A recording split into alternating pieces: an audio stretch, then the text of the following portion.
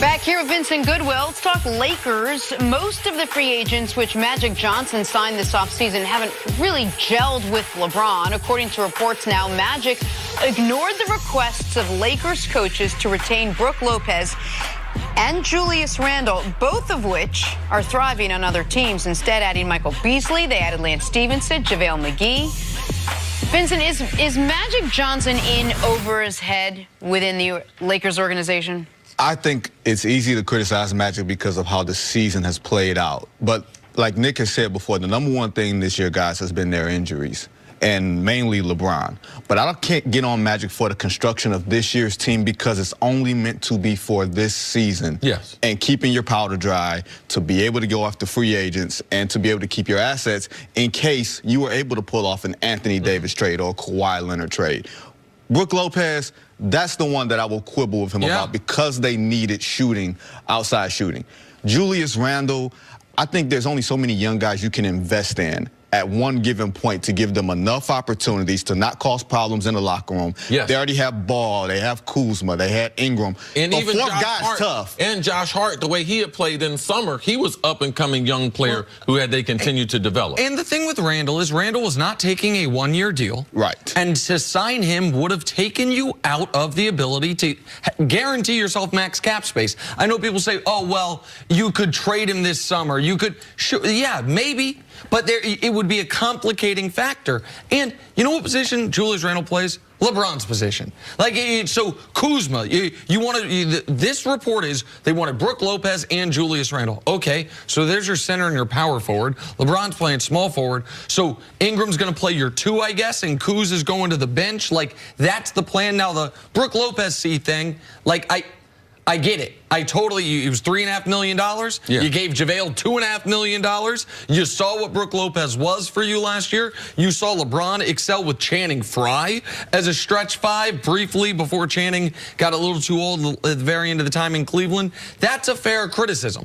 The Julius Randle thing is total revisionist history that denies the reality that the most important thing about last offseason after getting LeBron was keep max cap space for this offseason. That's not a defense of Magic Johnson. That's just the reality of the situation. Yeah, Julius Randle, the reality of the situation, he's a one-dimensional player. He's left-hand dominant. He can't dribble with his right hand and or shoot with his right hand. He has limited range like other people, but he's outstanding compared to Ben Simmons, but he can't shoot the basketball. I know the highlights, we had him pulling a three with the Pelicans. Man, he wasn't doing that with the Lakers. So when you look at a guy having him and you're getting ready to extend him on this deal, man, how much money am I getting ready to pay a limited power forward? Like, you set yourself up that you're not going to be able to grow the roster. And the other players, the lottery picks, they looked more like they had more upside in Lonzo and Ingram. And you need to be able to focus on how I can build around them and keep developing their talent. Now,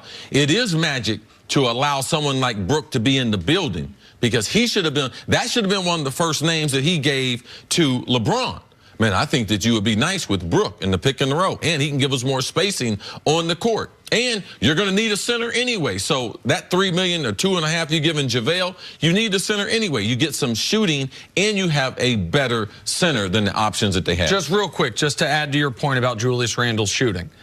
Last year with the Lakers, he shot half a three a game. He shot 1 3 every 2 games and shot 22%. This year with the Pelicans, 2.5 a game and shooting 35%. So he added that to his game this offseason, at least to a small degree. But with the Lakers, he showed no signs. He never shot threes, and he was bad when he did shoot them. Well, here's the thing, and Magic has taken a lot of criticism this year for some of the statements that he's made, not being able to pull off the Anthony Davis thing and sort of putting his chips out. Right. But here's why I'll say I'll give him credit, guys.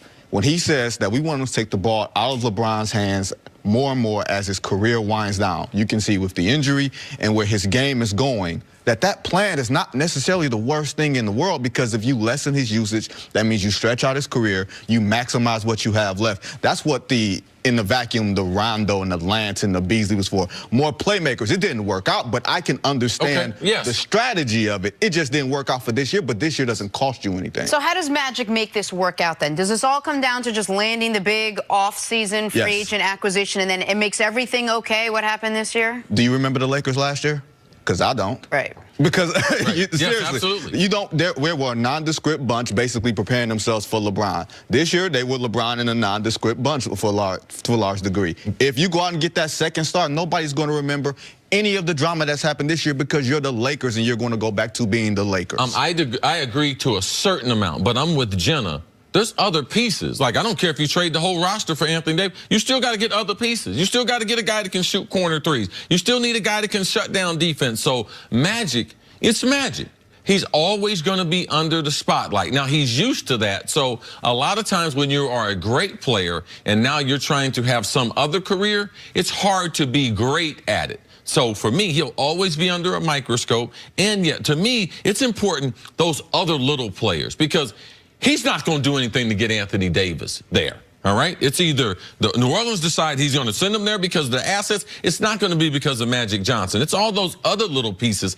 That's where you make your money as a general manager and not signing bad contracts. And he's done a good job on not signing bad contracts. The other part, we've seen no evidence that he or Pelinka know how to get into the minutiae of who's actually an effective NBA player at 12 minutes a night, that we could give 18 minutes a night. The Lakers' #1 offseason acquisition needs to be a player, whether it is Kawhi, Kyrie, Clay, Kimba, Anthony Davis, whomever. You know what their #2 offseason acquisition needs to be? Finding a coach. Well, okay, sure. Yes, they need a coach, but I think they have an idea of who that could be, or at least the short list.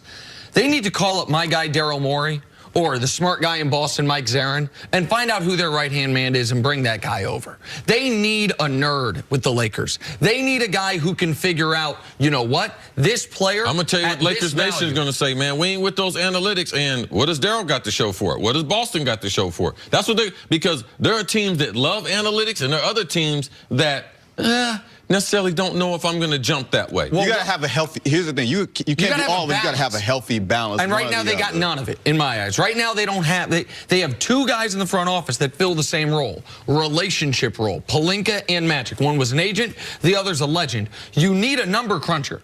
You need a guy in there that can say, here's a contract, here's a guy that's undervalued as opposed to a guy that's overvalued. That's what I don't see in the Lakers front office. Well, here's the other thing, too. LeBron has also played a big part in the construction of this team. He's going to play a big part in the construction of the team moving forward. So not just GM LeBron, player LeBron, everything else, he's going to have to straighten up his sort of managerial skills. 3 guys were personal relationship guys. As opposed to analytic. LeBron's not crunching those numbers. LeBron just knows who he thinks he could play well with, and that has been the weakest part of his basketball acumen, is assessing the talents of other players in the league. I like it. Nick wants them to add a nerd, so their basketball game doesn't smell like a... Vincent, thanks for joining us. Coming up, will Nick Foles have the Jaguars contending with the Patriots next up?